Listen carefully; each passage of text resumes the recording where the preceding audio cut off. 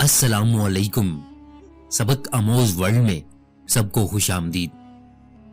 किसी गांव में एक बापर्दा लड़की रहती थी और उसकी शादी के लिए डिमांड ये थी कि वो शादी एक ऐसे लड़के से करेगी जो कि उसे सारी जिंदगी पर्दे में रखेगा।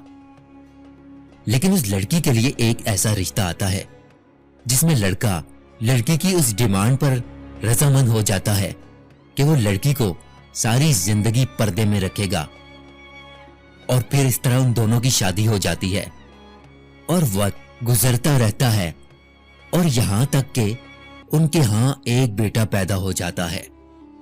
लेकिन एक दिन शौहर खेतों से थका हारा काम करके घर वापस आता है और अपनी बीवी से कहता है कि मैं सारा दिन खेतों में काम करता रहता हूं, तो खाने के लिए मुझे घर आना पड़ता है, तो मैं बहुत थक जाता हूं और इससे मेरा वक्त भी बहुत ज्यादा जाया हो जाता है।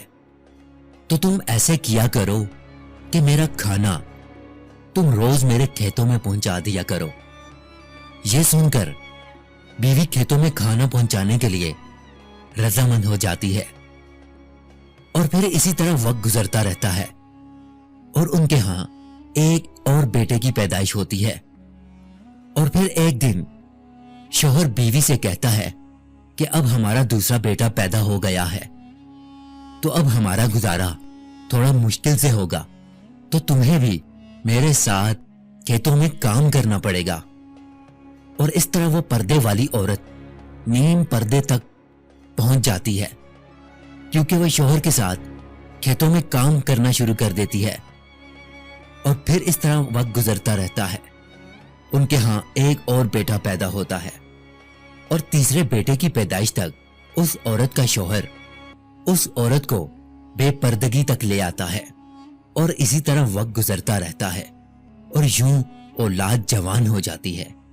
और एक दिन यूं ही बैठे बैठे शौहर यूं ही हंसने लगता है और बीवी से कहता है कि तू बड़ा पर्दा पर्दा पर्दा करती रहती थी, आखिरकार तेरा पर्दा खत्म हो ही गया, और अब तुम मुझे ये बताओ कि क्या फर्क पड़ा पर्दा करने से और बेपर्दगी से, और जिंदगी तो अब भी वैसे ही गुजर रही है।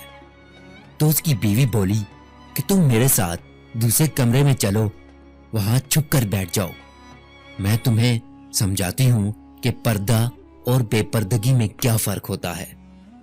और यूं शौहर दूसरे कमरे में छुप कर बैठ जाता है और औरत अपने बाल बिखेर कर रोना और पीटना शुरू कर देती है।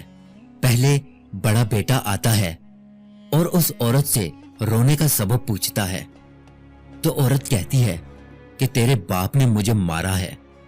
तो बड़ा बेटा मां को समझाना शुरू कर देता है कि कोई बात नहीं, अगर उन्होंने मारा भी है तो वो आपसे मोहब्बत भी तो कितनी ज्यादा करते हैं और आपका ख्याल भी तो कितना ज्यादा रखते हैं। और वो समझा बुझाकर चला जाता है। औरत फिर से रोने की एक्टिंग शुरू कर देती है और मंजले बेटे को बुला देती है और उसको बताती है कि तेरे बाप ने मुझे मारा है। और इस तरह मंजले बेटे को बाप पर बहुत ज्यादा गुस्सा आ जाता है और वो बाप को बुरा भला कहकर औरत को समझा बुझाकर चला जाता है।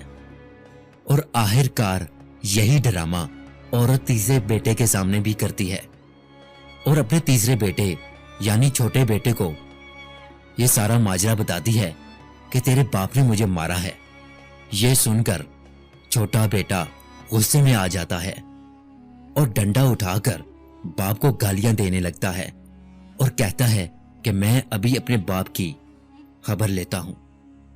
और फिर औरत शौहर को बुलाकर कहती है कि मेरा पहला बेटा मेरे पर्दे के वक्त पैदा हुआ था, तो उसने आज तेरा पर्दा रखा। मेरा दूसरा बेटा मेरे नीम पर्दे की हालत में पैदा हुआ था, तो उसने तेरी आधी लाज रख ली।